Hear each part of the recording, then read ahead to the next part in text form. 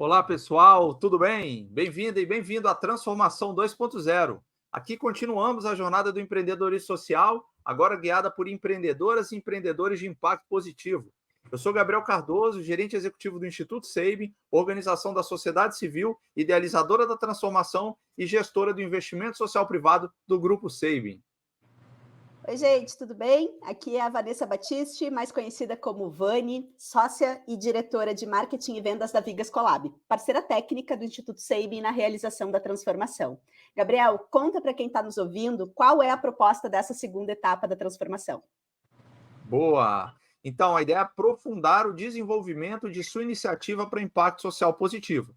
Nós vamos fazer isso convidando empreendedores de impacto de várias partes do país para compartilhar com você experiências, aprendizagens, dicas, enfim, a gente quer te colocar em contato com quem está fazendo acontecer as mudanças sociais e ambientais no Brasil por meio de negócios de impacto socioambiental. Bem, Gabriel, antes da gente apresentar o tema do nosso bate-papo de hoje, queremos convidar você que está nos ouvindo para justamente dar uma olhada no nosso último episódio que tratou sobre oportunidades de mercado no empreendedorismo social. Não perde, porque está incrível. Hoje vamos falar sobre modelagem de negócio no empreendedorismo social. Tema que quem me conhece bem sabe que tem meu coração. Adoro a questão da modelagem de negócio. Agora que você, empreendedora, empreendedor social, já tem um problema social e ou ambiental para chamar de seu, uma oportunidade de mercado que vai possibilitar a geração de receitas, chegou a hora de a gente modelar o negócio de impacto positivo de vocês. A modelagem, ela é fundamental no processo de criação de um negócio de impacto socioambiental. E é ela que ajuda você, empreendedora, empreendedor, a organizar e testar as ideias que estão na sua cabeça. E quem está aqui com a gente para bater esse papo sobre esse tema, Gabriel? Conta para gente. Convidada super especial que vai compartilhar hoje suas experiências é a empreendedora de impacto positivo Simoni César, da Nina Mob de Pernambuco. Oi, Simoni. Oi, pessoal. Primeiro, muito obrigada aí pelo convite. Estou super animada aqui para contar um pouquinho mais da minha trajetória com a Super Nina, saindo de 2 Unidos, de uma periferia aqui do Recife e levando a Nina como exemplo para o Brasil e para o mundo também.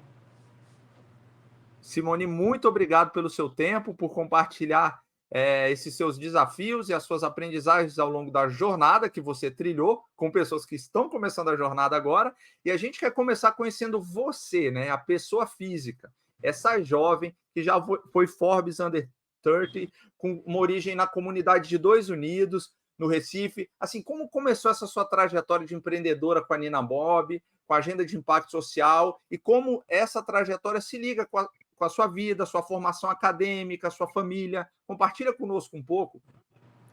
Legal, Gabriel, a pergunta foi de forma muito orgânica, assim, eu não tinha ideia que eu estava me tornando empreendedora, eu acho que eu não sabia que eu tinha esse viés empreendedor, foi por necessidade, na verdade, que isso acabou sendo desenvolvido.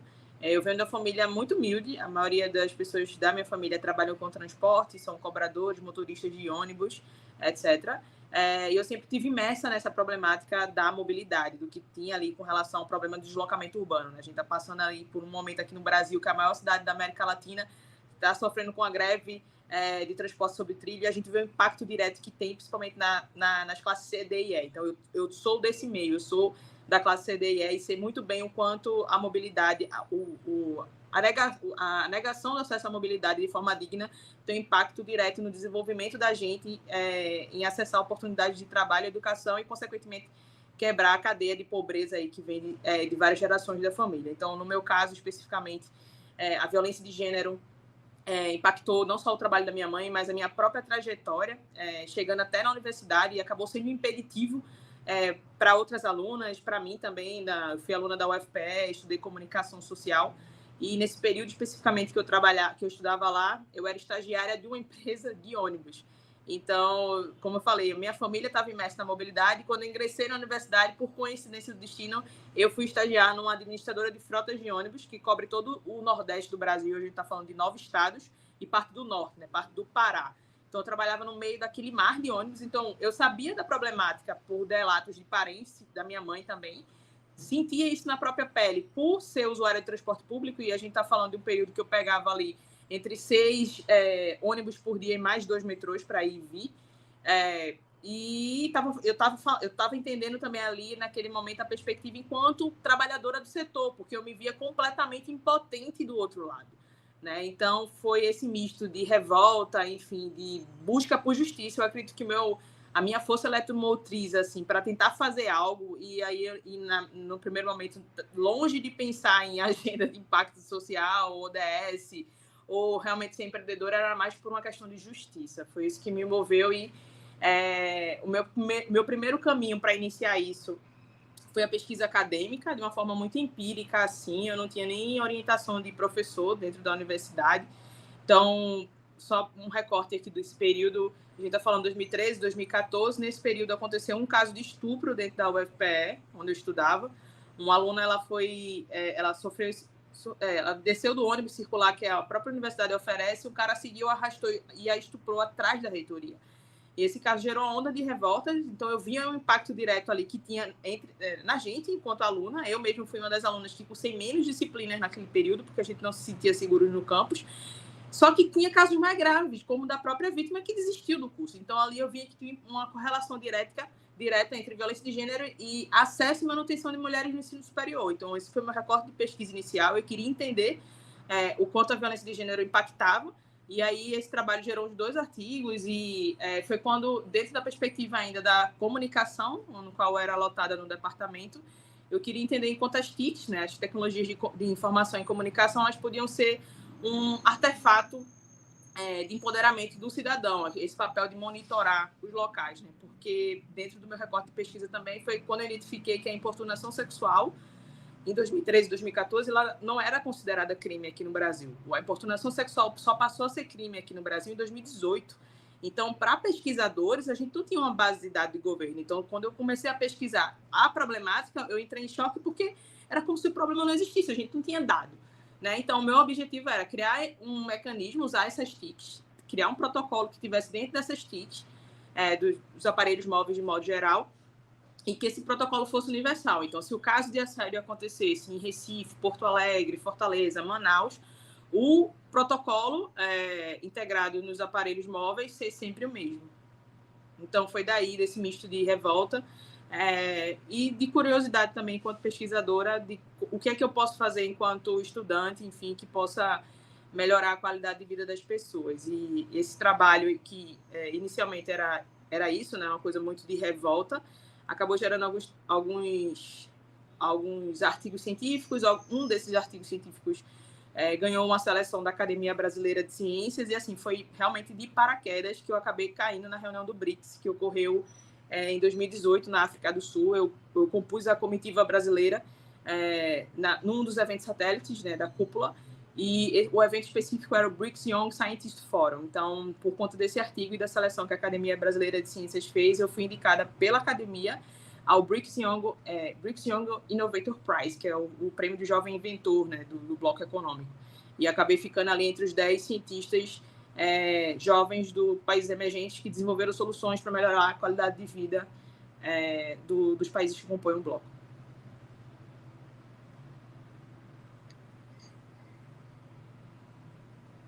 Vai lá, Vânia. Eu vou, já estou aqui, tá os dois aqui, ó, porque, né, eu conheço um pouco mais a trajetória da Simone, né, e daí eu já estava aqui, meu Deus do céu, tem muito mais coisa aí para ela contar, mas se a gente vai ficar só falando da trajetória dela aqui, porque é muito rica e inspiradora, né, mas eu acho que vale, né, a comentar um pouquinho aqui, que a Simone, como ela comenta, né, a educação, acho que foi algo super importante na tua trajetória, né, Simone? Tu tens aí o papel da avó, né, uma querida que foi professora comunitária, né, que sempre te estimulou muito, né, a estudar e a buscar, porque ela sabia que era através da educação que você conseguiria, né, um outro futuro, né, e assim vai, né? Então tem essa questão. E aí, quando tu trazes, tu deu uma boa resumida aí, né? Porque a Simone, ela participou de muita coisa para conseguir fazer a Nina acontecer. Então, agora, já emendando a pergunta, Simone, que eu acho que tu pode contar um pouquinho mais só da tua trajetória, como é que foi, né, para desenvolver a Nina Mob, né? Poxa, desde o primeiro hackathon que tu participaste, né? Depois aí tu foste, justamente, tu teve aí Capital Semente da Red Bull, né? Dentre outras coisas, tu foste primeira a conseguir bolsa para poder se manter, por ser uma jovem de periferia que não ia poder tocar o negócio. Então, se tu puderes trazer um pouquinho disso e já contar o que é a Nina Mob para o pessoal, agora Super Nina, né? Ficamos sabendo aí da novidade em plena live, né? Mas se você puder, então, resgatar um pouquinho dessa trajetória de como é que foi esse começo e já explicar para quem está nos vendo, nos ouvindo, o que é e o que faz a Nina. Modelo de negócio, né? O que tu quiser contar aí para nós. Legal. Ainda na perspectiva da universidade, eu tinha, antes de entrar na temática de violência de gênero e, enfim, a pesquisa em si, eu queria entender mais da cultura da colaboração, desses espaços de coworking, essas maratonas, né, de programação, de hackathons da vida. E sempre foi muito interesse pesquisar isso. Só que era isso, assim, eu trabalhava com comunicação, estagiava numa empresa de ônibus, então, assim, não era o meu local. E dentro desse intervalo, aconteceu que, quando teve o caso de assédio, pouco tempo depois, aqui no Recife, abriram uma maratona de programação. Como eu estava escrevendo para o TCC na época, que eu queria escrever sobre cultura da colaboração, etc., pô, é meu momento. Como é que eu vou escrever algo sobre algo que eu nunca fui? Né? E era um evento gratuito, então, assim, não tinha dinheiro, né? Eu ganhava o salário mínimo na época, enfim.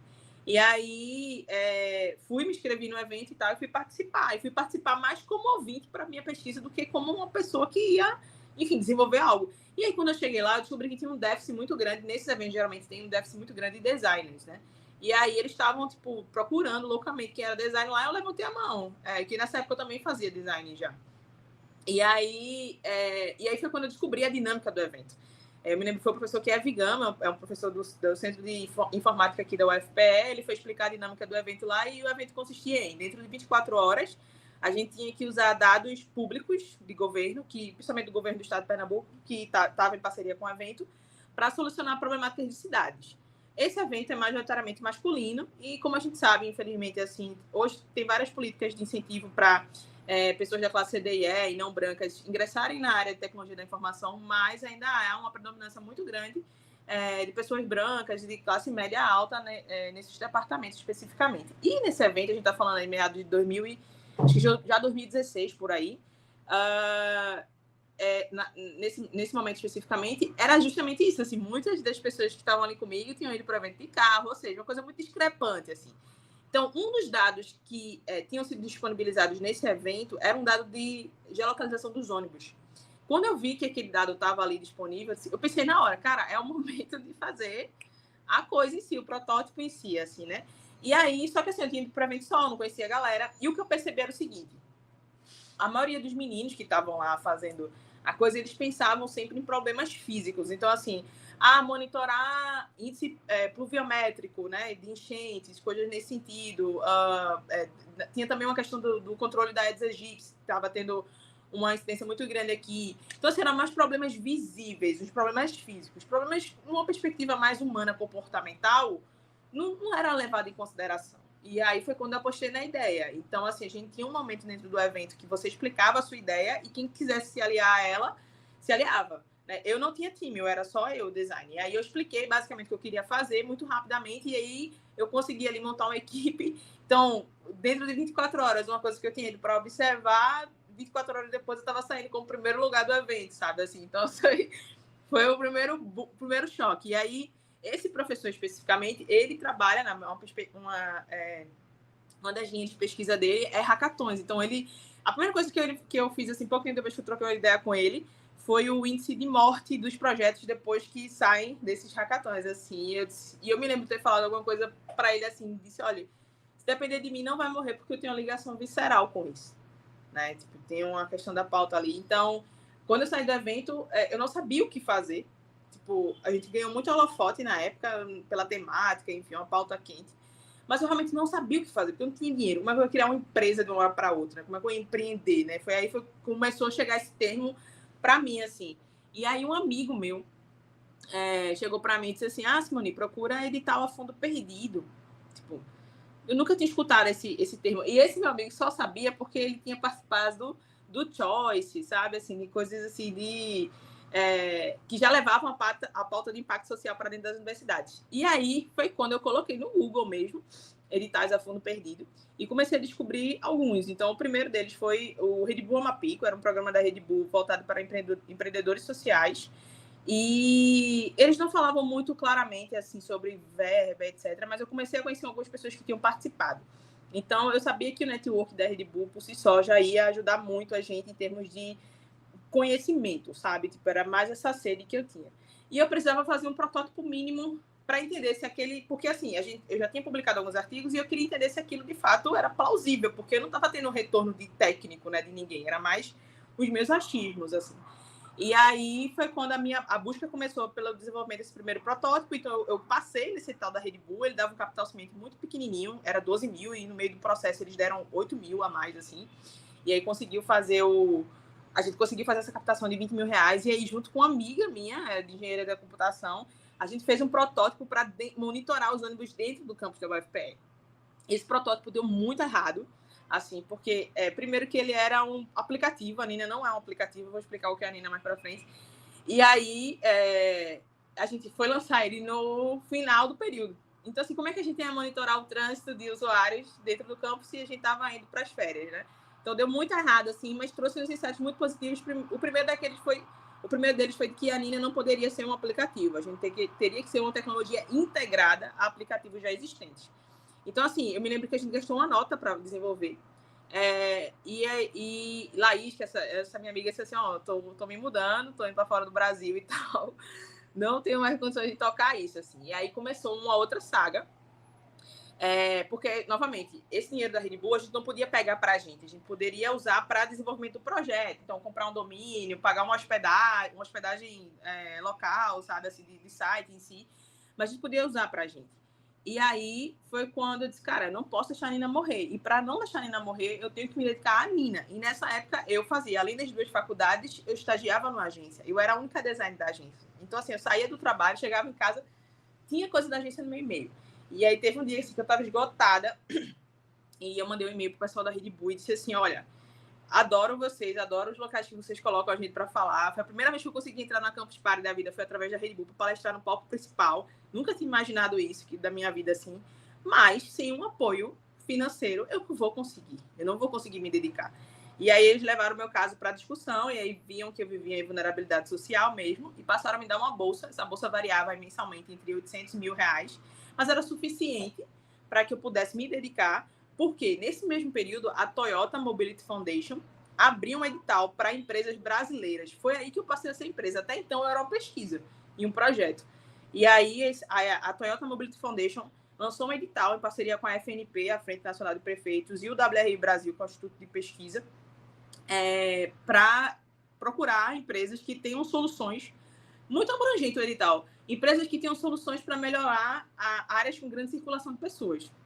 Você pode falar de qualquer coisa desse jeito, de um shopping até uma cidade, né? Era então realmente muito abrangente. E aí eu li o edital, assim, enlouqueci. Eu disse, cara, eu tenho chance. Só que era isso, assim, era eu, né? Era eu, os artigos e um protótipo que deu muito errado. Assim, eu não tinha uma equipe, não tinha um time. Mas aí eu me dediquei, assim, foi um processo muito não tem romance, assim, sabe? Nenhum romance, assim. Eu posso dizer seguramente que, inclusive quando me pedem para dar uma palavra de incentivo para outras jovens empreendedoras, etc., eu fico assim, realmente você quer, sabe? Porque tem um preço muito alto ali, assim. Você paga um preço não só na saúde física, mas principalmente mental. Então, assim, esse processo da Toyota foi surreal, assim, em termos de aprendizagem. Eu realmente entrei, foi uma escola, né? Eu entendi que foi a minha maior escola, foi o Desafio 9Mob, que era o nome do edital. Porém, foi um preço muito alto, assim. Durante todo o período da seleção, foram 6 meses. Era assim, todo mês eu estava na emergência, com o pescoço travado, tendo altas crises de enxaqueca, porque eu entendi naquele momento que se eu errasse, a Nina acabaria. A Nina não iria para frente. Então era injusto, sabe, comigo mesmo, assim, o nível de cobrança que eu estava tendo. Mas eu fui passando e aí eu acho que o pânico, eu tive muito pânico, porque quando eu fui ver a seleção, que tinha passado já na primeira fase, uma das empresas era de um professor da Mackenzie, e ele era um professor que eu citava às vezes na coisa assim, eu enlouquecia, nossa, nunca que eu vou passar na seleção que o Roberto tá, assim. E aí fui passando, e aí a última fase foi na reunião geral dos prefeitos do Brasil, que ocorreu em Niterói em 2018. Os presidenciáveis estavam lá, Assim, aí foi quando a ficha caiu. Eu disse, cara, eu sou semifinal nisso aqui, sabe? E aí a gente fez um pitch naquele Museu MAC lá em Niterói, que parece uma nave, para os prefeitos, assim. Tava o Marquesan, na época, prefeito de Porto Alegre, o Roberto Cláudio, prefeito de Fortaleza, o Geraldo Júlio, que era prefeito do Recife, assim, nossa, muito prefeito lá. E aí a gente fez o pitch, e aí a gente tinha que convencer pelo menos 3 cidades a adotarem a ideia. Então o desafio era esse. E tinha mais uma fase lá que você entregava algumas coisas, e aí, resumindo bem, saiu a lista dos finalistas, e os finalistas ganhavam o capital semente da Toyota, o apoio técnico do WRI Brasil, e ganhavam também o local de teste para rodar, né? Que era a cidade ali, que era na figura da FNP, da Frente Nacional de Prefeitos. E aí eu consegui $20 mil da Toyota na época, a cidade de Fortaleza como case teste, e a equipe do WRI para me apoiar no desenvolvimento. E, assim, apesar de eu ter ganhado, o Roberto não passou e eu passei. O professor. E aí foi chocante, assim. Foi chocante, porque eu soube do BRICS na quinta e eu soube da Toyota na sexta. Assim, eu passei 2 dias chorando muito, porque era surreal, né, o que estava acontecendo. Foi tudo muito rápido, assim. Foi 1 ano e meio de pesquisa e já tinha acontecido tudo isso. Então, aí o trabalho foi muito grande, porque foi quando eu disse, cara, não é mais um teste da universidade. É a formulação da política pública na 5ª maior capital do país, o maior PIB do Nordeste, que é a cidade de Fortaleza. Então, fiquei muito feliz, ao mesmo tempo, eu surtei, assim, sabe? E aí, quando eu recebi a grana da Toyota, eu me lembro que eu fui assinar o contrato, fizeram um evento em São Paulo e tal, e eu era a única empreendedora também que não era de São Paulo, todos os outros eram. E aí, eu ficava assim, e todo mundo era equipe, né? Os meninos tinham sócios e tal, assim, os outros integrantes. E eu ficava para advogada. Não, preciso de um sócio. E aí ela ficava, sim, mas por que assim? Eu não tô entendendo. Aí eu ficava desesperada, eu só ficava repetindo isso. Ela, não, porque eu não posso responder pela parte técnica. Ela disse assim, aí ela pediu para me acalmar e disse assim, olha, você tem dinheiro agora, você pode contratar pessoas. Aí foi quando a ficha meio que girou assim. E aí foi quando eu vi realmente que eu tinha me tornado empresa, porque foi uma das exigências do edital da Toyota era você ter CNPJ. E aí, independente de qual classificação. E aí eu tirei um MEI. E aí eu vi que eu tinha realmente me tornado empresa. Então, ter ido para Fortaleza, eu tinha uma ideia completamente diferente do que seria, vamos fazer um protótipo, e não é assim que funciona. A gente tem que treinar muito pessoas antes de botar qualquer software na mão delas para que de fato funcione. Né? Foi quando a gente realmente entendeu o que era que viria a ser a Nina. Então, no primeiro momento, eu entendia que a Nina ia ser um canal padrão de denúncia, um chat, alguma coisa assim. Cara, para você botar qualquer tecnologia para rodar, você tem que fazer uma parte de consultoria, né, estudo diagnóstico com treinamento. Então, a Nina hoje se divide em consultoria e licença de software, que a gente vende, né, o software da Nina. Então, uma cidade contratou a Nina. A gente entra de 4 a 6 meses fazendo só consultoria. Os 2 últimos meses são a parte de treinamento, né? Então, treinar ali as pessoas que vão estar na linha de frente de acolhimento e direcionamento de vítimas e, principalmente, o tratamento e uso dos dados que a Nina fornece. E o último período é realmente na implantação da tecnologia. Então, hoje a Nina é um canal padrão de denúncia, a gente roda tanto no WhatsApp como no aplicativo parceiro, seja o aplicativo da própria prefeitura, no caso de Fortaleza. A gente está dentro do Meu Ônibus Prefeitura, que é o aplicativo que você faz a recarga do bilhete. Também vem o tempo de espera do ônibus. Então, assim, para você fazer um fluxo, para você fornecer para o usuário do transporte público um fluxo de denúncia e você garantir que ele tem informações suficientes para ser acolhido, e se ele tiver algum problema na plataforma ou terminal, as pessoas que estão ali saber da orientação para ele, você precisa realmente criar uma política pública ali por trás, treinar todo mundo, fazer um plano de comunicação para que o software lá na ponta, quando lançado, realmente cumpra o papel dele, que é essa coleta. Então, a Nina hoje se divide nessas 2 principais eixos, consultoria diagnóstico e licença de software, um SaaS as a Service, que a gente vende com o tratamento dos dados. Eu acredito que, resumidamente, ainda foi resumido essa trajetória, Silvia. Não sei se eu pequei em algum dos pontos aí. Não, pelo contrário, eu acho que você conseguiu detalhar, aprofundar bem, não só o que é a Nina Mob, mas um pouco da sua jornada enquanto empreendedora, tanto na identificação do problema, no recorte, né, do problema, no teste, nas idas e vindas do seu protótipo, né, e de como é importante errar na jornada. E eu acho que você trouxe também alguns aspectos legais, né, da pressão que é empreender, E a gente, né, pessoal, até para quem está nos assistindo, lá no episódio 1 e 2, a gente fala não só sobre a carreira de empreendedor e social, mas também das competências do empreendedor e da empreendedora social. Vale assistir depois. Enfim, assim, eu acho que você também trouxe para a gente quem é o público, né? Quem é o seu cliente com essas duas frentes e quem é o seu beneficiário, que é sempre muito importante numa modelagem de negócio. E aí eu estou me perguntando, e vou fazer duas perguntas em uma, né? Eu queria saber, assim, nesse processo, como é que foi a modelagem, assim, a definição do seu público, da sua proposta de valor, dos seus canais? Quantas vezes isso mudou ao longo do caminho? Como é que ocorre essa mudança? O que gera essa mudança? Fonte de receita, custo, despesa? Tenta, de uma certa forma, falar um pouco sobre fazer uma comparação daquele Canvas que normalmente o pessoal preenche no início, e do seu Canvas ou das suas dezenas de Canvas que evoluíram ao longo da jornada. Comenta um pouco sobre essa ligação entre teoria e prática para quem está começando, para quem está iniciando e para quem está no primeiro, segundo Canva ou para quem está criando seu protótipo.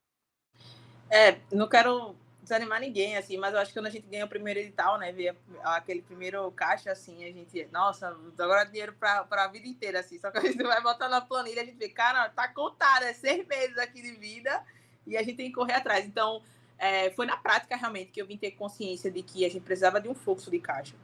Quando a gente ganhou a grana da Toyota, que eu comecei a contratar a galera, um amigo meu que era um desenvolvedor disse assim, e aí, Simoninho, como é que vai ser depois? Depois de quê? Sim, depois. Como é que vai fazer? A Toyota deu dinheiro, e aí, quando acabar? Vai ser como? Puta merda, velho, tem isso, velho. E aí foi quando... Aí eu fiquei, em paralelo ainda, Toyota, eu fiquei buscando capitais ainda, de fundo perdido, sem comprometimento nenhum da minha empresa em si, sem compra de nada. E aí um deles, nesse paralelo inteiro aí, o dinheiro da Toyota não foi suficiente para toda a operação da Nina, porque a gente não tinha nenhum contrato direto com a Prefeitura de Fortaleza ainda. Então, um edital que eu passei durante esse período, chamado Territórios do Futuro, foi promovido pela Entrade Venture Capital com a Quintessa na época. Eu fiz uma captação anjo ali, acho que em torno de R$100 mil, e eles cobriram o resto da operação. E esse edital especificamente ganhava também uma aceleração do Quintessa, né? Eu ganhei a aceleração do Quintessa lá. Então, por exemplo, no final dessa aceleração, eu sabia a questão de valuation, de quanto que a Nina valia, etc., de como é que seria essa captação.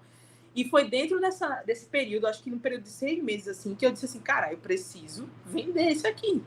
Porque se eu não vender isso aqui, essa conta não vai fechar. Posso fazer 1000 captações, mas como é que isso aqui vai ser, de fato, rentável? E aí, nesse paralelo, a ter construído essa relação, né, via FNP com a Prefeitura de Fortaleza, ter essa Venture Capital, que era de gestores da cidade de Fortaleza, de gestores, assim, de pessoas que eram da localidade, fez com que a gente tivesse uma comunicação muito mais fluida com a gestão da prefeitura. Então, no final do piloto, o Roberto Cláudio anunciou que queria a contratação de serviço. Então, assim, esses editais especificamente me ajudaram a ter essa clareza de que, cara, eu preciso, isso aqui não vai pagar a operação da Nina por si só, eu preciso vender para esse cliente. É um pilotinho para ele, no final, lá comprar o meu serviço. Então, foi isso. Eu entendi que era o B2G no primeiro momento. E também foi me apresentar, né, business to government, vender para governo, e também foi me apresentar essa dificuldade. No Brasil é muito complexo vender para governo. Tu viu que com 1000 articulações foi super complexo ter esse contrato com Fortaleza. Então, assim, precisa olhar também para o B2B. Né? Então, a gente tinha essa mola, a gente começou, por exemplo, dentro da aceleração que a gente passou, a gente aprendeu a fazer um mapeamento de nichos, quem sofria aquela dor também, além do agente público, né? Quem tinha um impacto direto na receita com a questão da violência de gênero e precisava, de fato, agir com isso. Então, a gente foi começando a usar o LinkedIn, por exemplo, como ferramenta de prospecção, estar dentro de feiras e alguns congressos específicos para o setor. A gente começou a usar esse mecanismo, assim, em 2020, quando a gente estava assim, não, conseguimos fazer...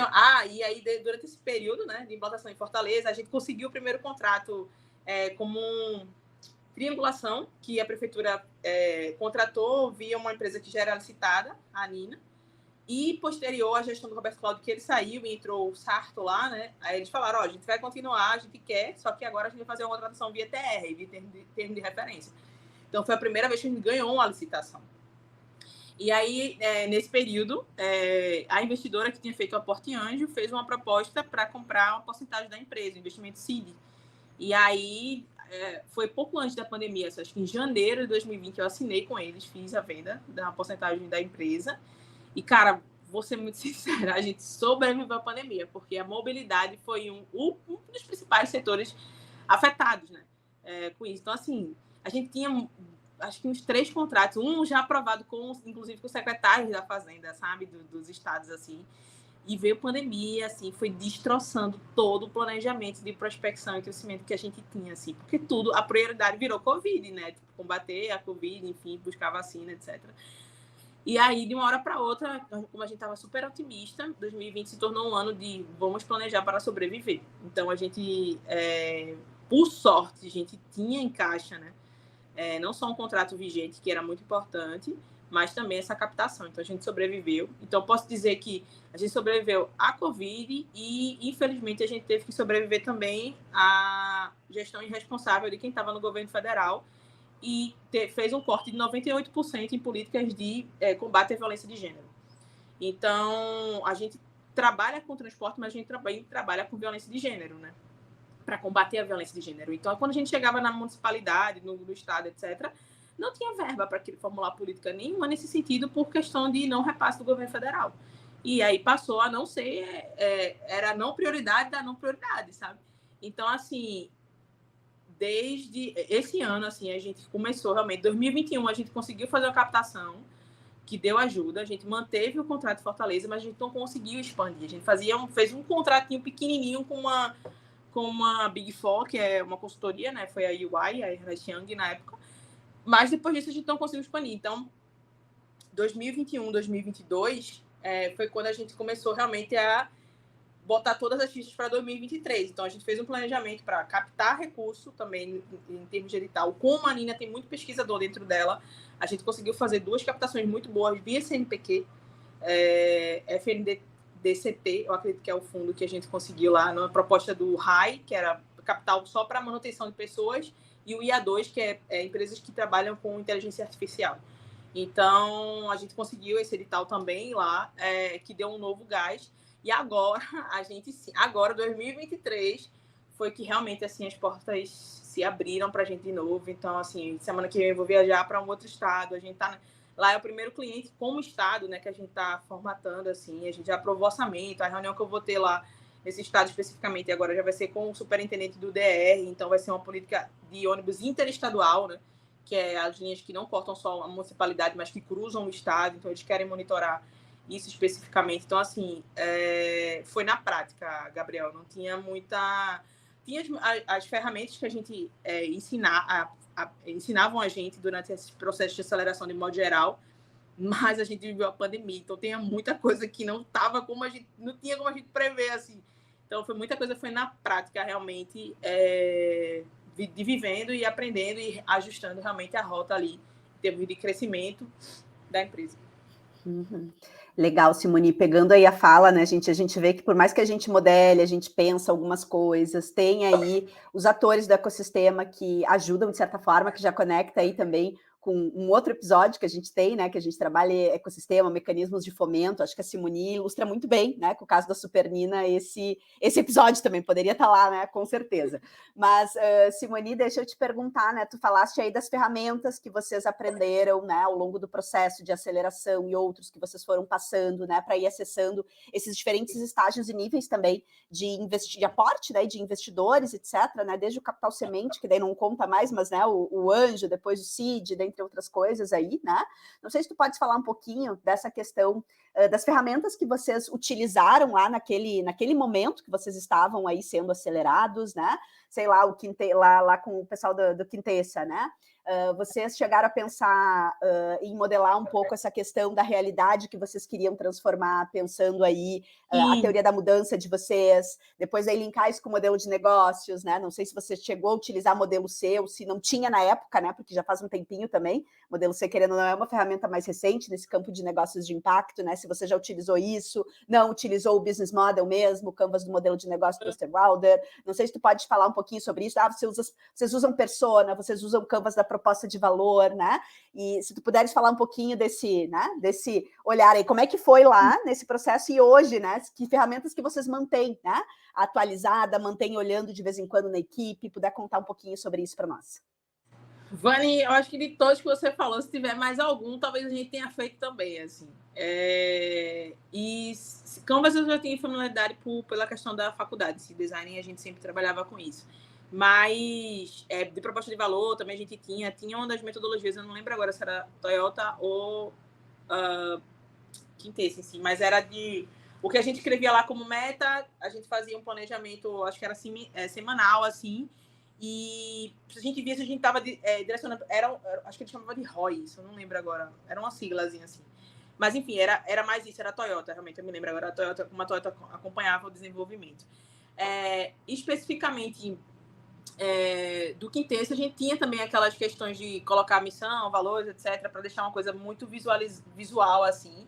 Hoje em dia, a gente tem uma área de design dentro da empresa. A gente até fez, novamente, o Canvas. Eu estava mais afastada da empresa agora por questões familiares, mas eu vi que os meninos rodaram o novo Canvas no processo que a gente está fazendo da BNDES Garagem. Então, eles rodaram lá. A gente trabalha na perspectiva hoje, como a gente tem uma design dedicada dentro da Nina, a gente trabalha na perspectiva de persona. Então, por exemplo, no mês passado, ela passou uma semana em Fortaleza conversando com o usuário cliente. Então, imersão mesmo, assim, entendendo como é que a Nina estava mitigando ou não aquela solução, o que é que a gente conseguiria, né? Eu não acompanhei as entrevistas, novamente, porque eu estava afastada, assim, mas teve essa perspectiva de Alice, né, que é a design, trazer a gente começar a trabalhar com personas mesmos, assim, e trazer isso para o desenvolvimento do produto e do negócio como um todo. Então, como é que a gente consegue evoluir, não só em termos de produto, mas comercialmente, trazendo essa perspectiva do usuário, né? A persona gestor público que usa o dado, que quer formular a política pública de planejamento urbano, trazendo a perspectiva de mulher. O que ele vai entrar na Nina, o que ele vai fazer, como é que ele vai melhorar isso, o trabalho dele, né? Então, trazendo a perspectiva também do nosso usuário final, que é esse usuário que pega o transporte público, ele quer chegar seguro. Então, por isso que o time foi em loco para lá. Eu não tenho como te falar de forma mais aprofundada como é que foi, como é que rodou e quais são os resultados disso, porque eu voltei praticamente a trabalhar essa semana. Então, mas o time de design está totalmente dedicado justamente nessas primeiras entrevistas aí, principalmente entrevista em profundidade que eles estão fazendo lá em Fortaleza. Estavam fazendo. Eu vi lá, lembrando assim, logo do seu início da fala, né? Uma informação que eu não sabia. Você comentou que a importunação sexual, salvo engano, ela só foi reconhecida como crime em 2018, é isso? Setembro de 2018. Setembro de 2018. Eu fiquei assustado com isso. Às vezes, quando a gente está falando sobre problemas sociais, a gente sempre fala que um problema, para ser configurado como tal, ele tem critérios objetivos e subjetivos. O objetivo, ele está lá acontecendo, as pessoas estão importunando as outras. O subjetivo é a sociedade olhar aquilo e falar, olha, isso aqui é negativo. Então, me parece que o problema não foi entendido assim durante muitos anos e só agora chegou e você estava ali no momento certo. E enquanto negócio de impacto, eu entendo que você enfrenta um ou mais problemas sociais. E eu queria entender assim um pouco mais sobre isso, né? Quais são, então, os problemas sociais que você enfrenta? Como você monitora isso? Se há algum processo de avaliação formal ou informal? Que tipo de indicadores você usa, se não usa? Mas, de uma forma geral, qual é a grande dor social e as dores menores sociais que a Nina Mob enfrenta hoje e soluciona?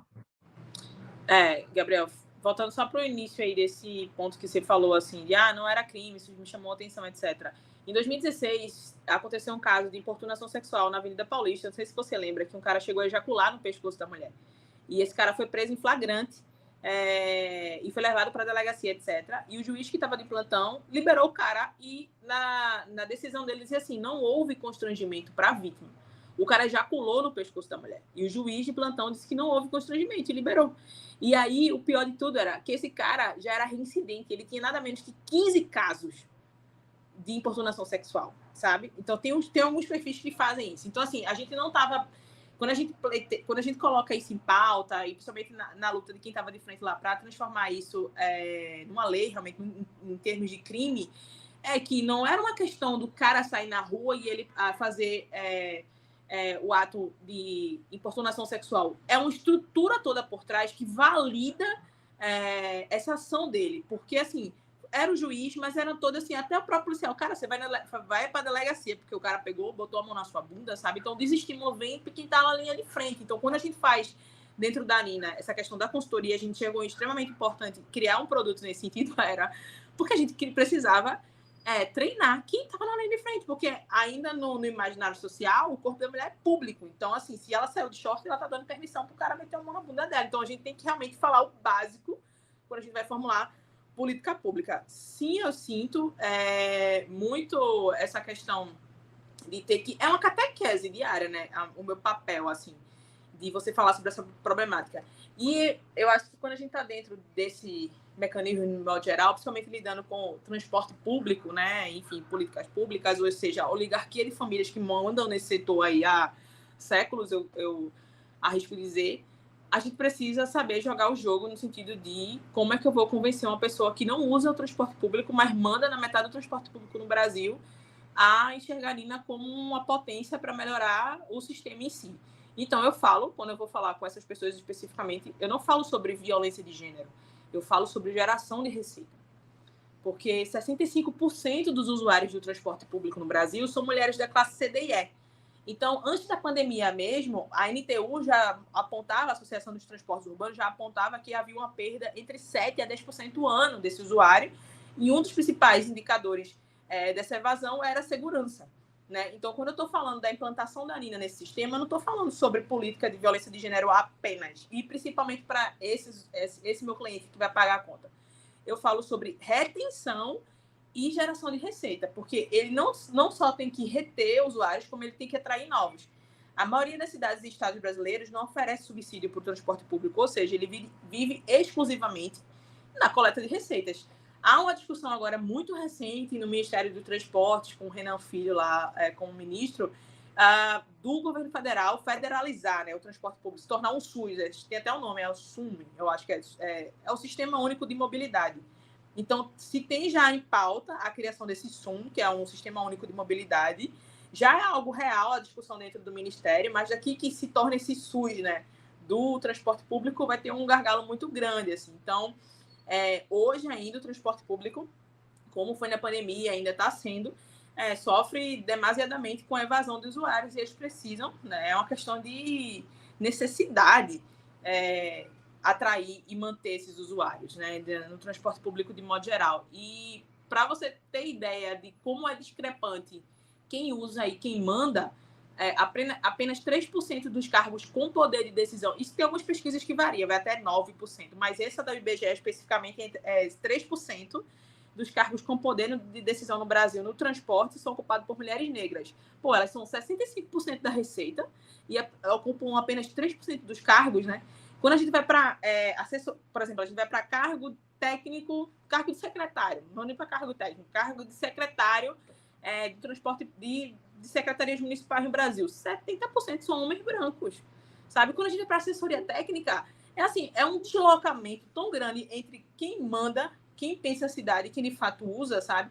Que a gente tem que aprender a usar esses argumentos, porque, assim, no fim das contas, eu quero o usuário sendo beneficiado com o meu sistema lá implementado. Então, assim, eu tenho que convencer quem? Com quem é que eu tenho que falar? O que é que ele quer ouvir?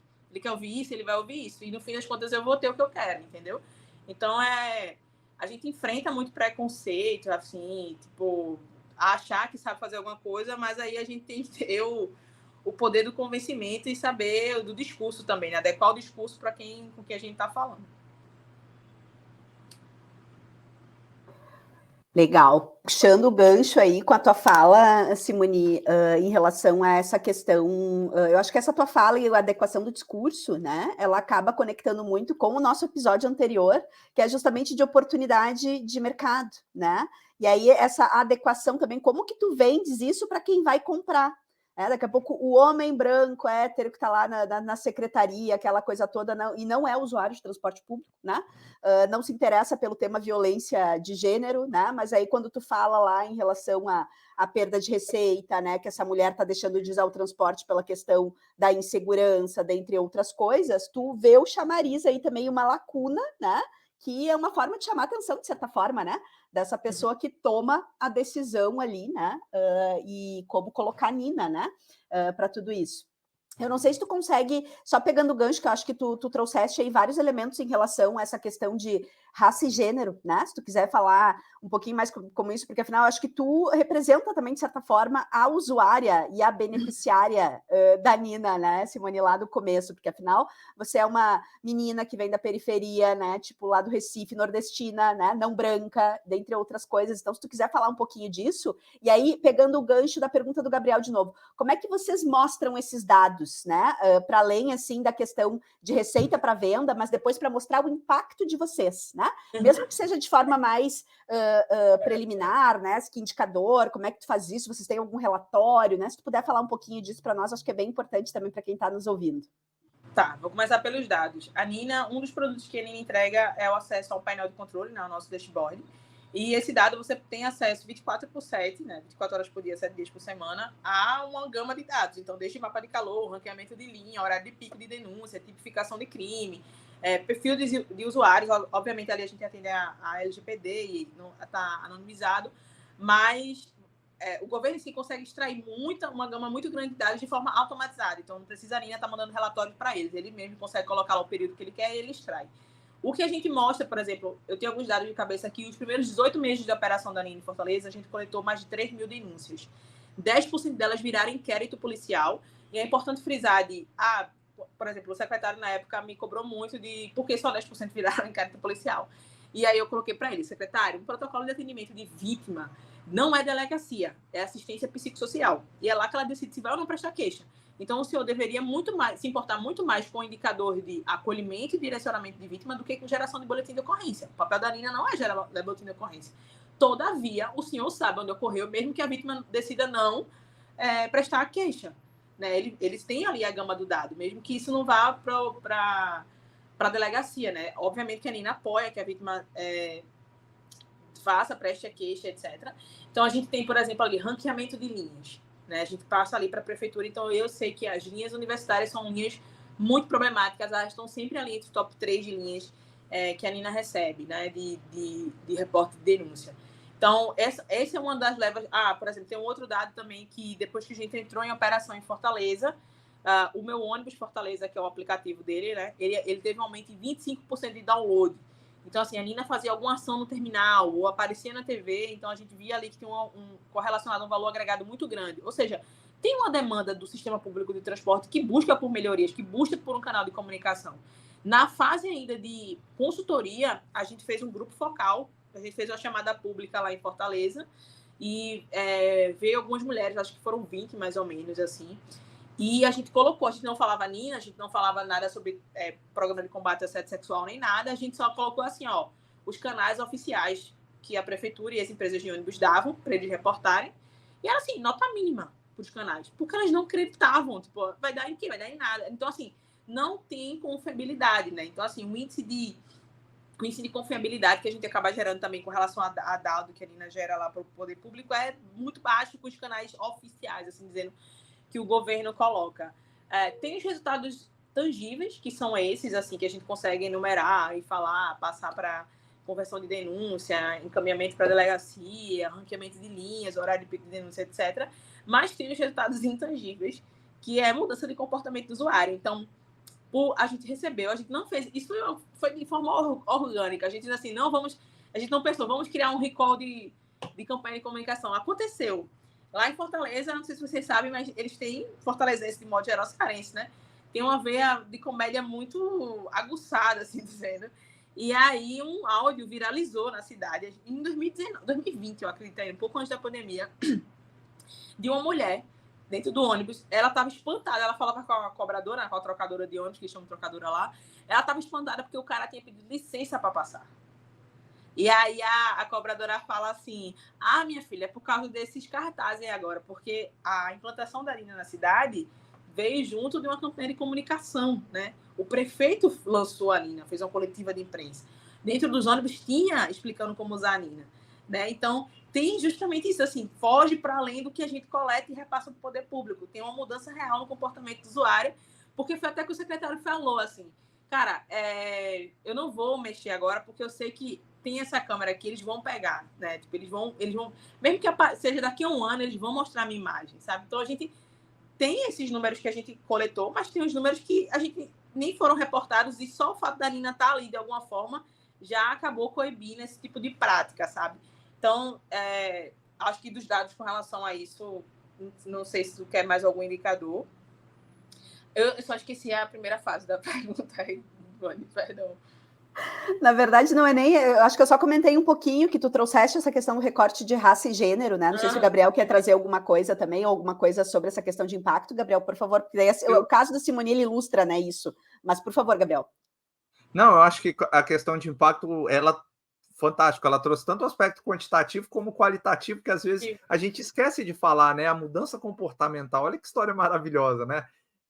Mas na verdade, talvez complementando a Vani, eu queria entender um pouco assim como a questão de gênero e raça influenciou na sua jornada enquanto empreendedora, né? Na captação de recurso, na ocupação de espaço.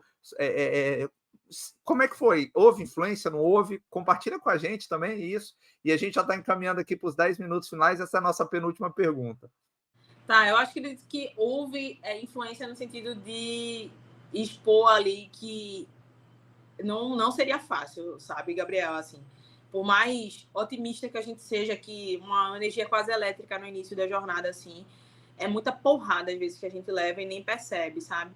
Então, assim, desde ir para eventos com colegas meus que estavam disputando ali comigo e eu ser direcionada para uma área que não era dos empreendedores, eu sei uma área de quem estava indo trabalhar, e aí eu tenho que dizer, não, eu tô, não, sabe? Tem esses pormenores e tem, de fato, na seleção. Então, assim, esse negócio da cobrança, me senti a cobrança muito grande, justamente por isso, assim, cara, eu não sou do eixo que eles são, eu não sou de São Paulo, por exemplo, né? Então, assim, eu tenho que estar impecável, sabe? Assim, o que me fez desenvolver uma parte de memória muito boa, assim, com pesquisa dos dados, etc. Mas, assim, era um nível absurdo de quantidade de número que eu tinha que estudar e memorizar, pensando no risco de o nível de bombardeio que eu seria questionada lá no pitch, por exemplo, né? Então, isso gerou uma sobrecarga em mim mesmo, psicológica, porque eu sempre tinha que ser melhor que eles, assim.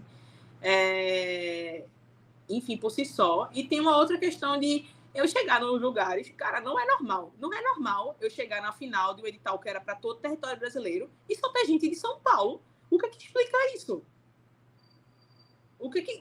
Eu já ouvi isso na casa da Toyota no final do coisa. Eu disse, cara, e ficou feio para eles na final, porque foi assim, eles mostraram o mapa do Brasil, eram todos os pontos em São Paulo e a mim não é em Fortaleza. Eu disse, vai, qual o problema? Não é possível que outra pessoa da outra região do Brasil não tenha mostrado um projeto bom nesse ponto, sabe? E aí, inclusive, eu acho que, no primeiro momento, acho que assusta a gente essa questão de você não enxergar um par seu, seja regional, seja de gênero, seja de raça, nesses níveis, nesses locais de disputa, enfim, principalmente.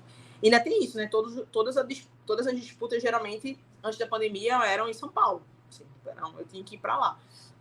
E aí você se sente completamente deslocado, né? Essa coisa também. E eu acredito que um outro ponto, principalmente com relação a gênero, eu tô falando de uma área que é aristocrata, masculina e branca. Principalmente se você vai para qualquer diretor de transporte aí, se você achar uma mulher negra, diretora de transporte, me chame porque eu quero apertar a mão dessa mulher e quero saber como foi que ela chegou lá, porque é muito difícil, assim, sempre acham que você não vai ser capaz, enfim, disso, né? E vendo dessa perspectiva do subúrbio, sendo usuária de transporte público, eu não só sou usuária de transporte público, como também sou ciclista. O maior instrumento de deslocamento é a bicicleta hoje, né? Desde 2015, na verdade, quando eu morava em João Pessoa. Então, eu faço tudo com a bicicleta, desde feira a qualquer coisa, assim, eu faço tudo com a bicicleta hoje. E também sou sobrevivente de uma tentativa de latrocínio numa parada de ônibus, né? Eu levei 3 facadas esperando o ônibus. Então, assim, eu perdi partes do movimento da mão esquerda. Hoje em dia eu já mexo, enfim. Acho que não dá para ver a cicatriz principal que tem aqui. Mas, enfim.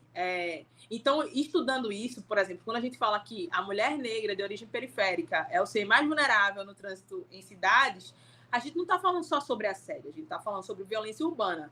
porque foi o que literalmente aconteceu comigo. Eu estava na parada do ônibus, voltando para casa da minha avó, uma distância de 6 quilômetros, assim, e tava eu e mais 2 caras, 2 trabalhadores, assim. Um terceiro cara surgiu, que era o assaltante, e ele só me atacou. E os 2 caras correram, e eu fiquei só. Entendeu? Então, assim, se tiver um homem ou mulher na rua, pode ter certeza que quem vai sofrer a violência urbana ou de gênero vai ser ela, não vai ser ele. Né? É sobre isso que a gente está falando. Então, quando a gente diz assim, trazer a perspectiva desse usuário que é mais vulnerável no trânsito de cidades para priorizar a tomada de decisão em termos de planejamento urbano, eu quero deixar essa cidade segura para todo mundo, porque se eu priorizo quem está no topo da pirâmide social, quem está na base vai continuar sofrendo o mesmo problema.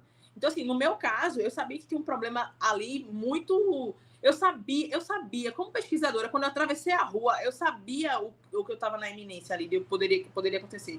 Porque tinham 3 postes apagados e a rua estava deserta. Então, iluminação, desertificação de áreas são indicadores de não seguridade daquela região. Então, como pesquisadora, eu estava ciente do risco que eu estava correndo. Eu só não sabia que eu ia ser a vítima, né? Tipo, é como eu até me assustei na época, porque eu estava escrevendo um relatório para a gente ganhar um edital num consórcio da Nina com a UA, inclusive, para o governo britânico. E eu estava fazendo relatório quando eu saí de casa. E eu estava falando sobre isso, justamente. E aí eu me lembro que, enfim, foi muito traumático o dia, assim, mas eu me lembro que eu sentia como se o que eu estava construindo estava me consumindo, sabe? Porque, tipo assim, eu tô morrendo com o problema que eu falo, sabe? Assim, tipo, eu não morri, só Deus sabe como, assim, né? Mas foi muito impactante para mim. Foi um choque, assim, realmente. Foi um choque para todo mundo que já me conhecia e trabalhava no setor e trabalha com esse tipo de política pública. Então, quando a gente fala, justamente, quando a gente fala de... Tem até uma pesquisa muito interessante, que é o acesso de mulheres e crianças às cidades, é do ITDP, 2018. E ele traz vários indicadores socioeconômicos de por que a mulher negra, de fato, é a pessoa mais vulnerável, a pessoa mais comprometida nesse deslocamento urbano, justamente porque ela faz maiores, que a gente chama de micro deslocamentos, e também faz a distância maior. Então, sair da casa dela do subúrbio para deixar o filho na creche, para passar no supermercado, porque ela tem essa questão de sobrecarga de atividade, para chegar no trabalho dela, que é no extremo outro ponto da cidade, ou até em outra cidade, e fazer todo deslocamento voltando, ela não só faz um tempo maior de trajeto, como ela fica mais tempo exposta. E quando a gente pega um homem branco de classe média, a gente sabe que ele tem muito bem definido o deslocamento dele, o ponto A e o ponto B. Então, aí você vê de forma muito explícita, sabe, assim, o quão a mulher negra de origem periférica, principalmente da classe CDE, está muito mais exposta a sofrer a violência da cidade como um todo, seja ela de gênero ou urbana, do que um homem branco de classe média. Uau! Muito forte tudo isso. Obrigado por compartilhar, Simone. É muito marcante para mim ouvir isso de você. A gente já estamos nos encaminhando para o final, infelizmente. Assim, um super papo com você, muito aprendizado para a gente que está aqui fazendo e para quem vai ouvir certamente. A gente normalmente encerra, Simone, pedindo, assim, porque é uma formação a jornada, né? A transformação é uma formação livre. E a gente pede dicas para que o entrevistado ou entrevistada fale um pouco de filmes, livros que marcaram, cursos, enfim, como que quem está nos assistindo hoje pode aprofundar, especialmente nessa temática de modelagem de negócio, avaliação de impacto. Mas antes de você responder essa pergunta, você vai responder uma micro pergunta. Eu estou o tempo todo falando aqui Nina Mob e você está identificado aí como Super Nina. Que história é essa? Então responde essa pergunta e aí você fecha com as dicas. Então, a Nina, o nome Nina em si, especificamente, é uma homenagem a Nina Simone, por causa de uma frase dela, né, cantora norte-americana. A Nina quer promover, a Nina, minha empresa Super Nina, quer promover a qualidade e a garantia do direito de ir e vir em cidades, né, para todas as classes sociais e gêneros. E a Nina Simone tem uma frase muito marcante que perguntaram para ela, no contexto da luta pelos direitos civis dos negros norte-americanos, o que seria liberdade. E aí ela fala, liberdade para ela é não ter medo. E é isso que a Nina, enquanto minha empresa, a Super Nina, quer promover, né? De fato, garantir a dignidade, a segurança e a liberdade de ir e vir sem medo. Então, em homenagem a ela, a gente batizou de Nina. E por uma questão de NPI, a gente teve que colocar o Super Nina na frente para que a gente conseguisse usar o nome especificamente. Sobre filme, cara, tu me pegou de surpresa agora, assim. Filme Pode que ser inspira em livro, modelagem. não, na verdade são dicas, então pode ser qualquer dica, assim, livro, música, algo que inspire as pessoas nesse processo de modelar o seu negócio, filme. É porque, assim, a gente acaba vinculando muito essa aprendizagem do empreendedor com a educação formal, mas a gente sabe que existem diversas outras fontes que nos ensinam na jornada. Então, a ideia é essa, que você deixe dicas que te inspirou e que possam inspirar outras pessoas que estão começando. Ou até só complementando, né, Gabriel, alguma coisa que possa ter vindo do teu processo mesmo, né, Simone? A minha dica é essa aqui, né, porque quem está vivenciando, né, também pode ser uma possibilidade.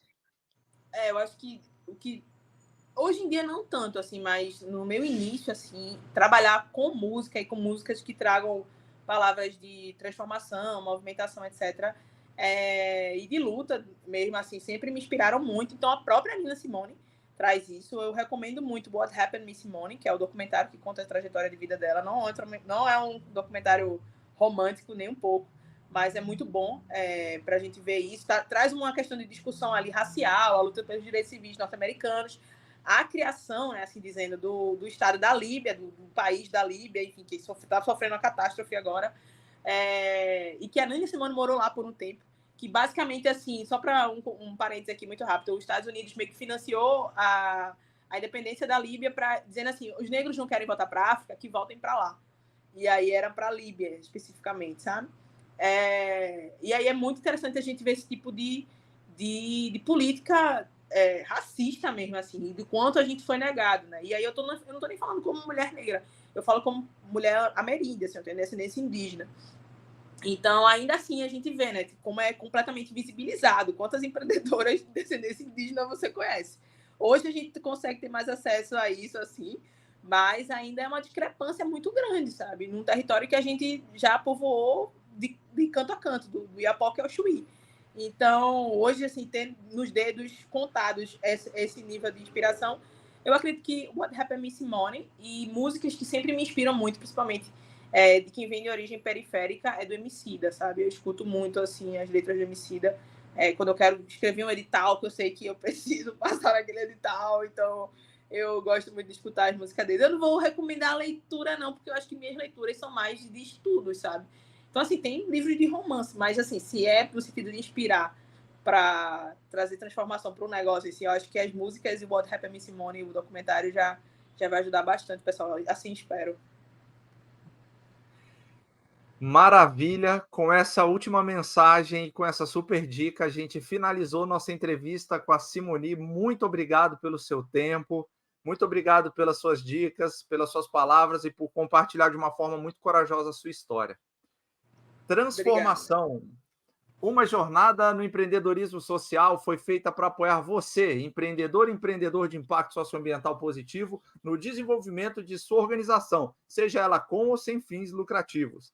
Nela você encontrará um conjunto de ferramentas, e-book, vídeos, podcasts e agora essas entrevistas maravilhosas que te guiarão de forma gratuita em cada etapa da elaboração da sua iniciativa de impacto positivo.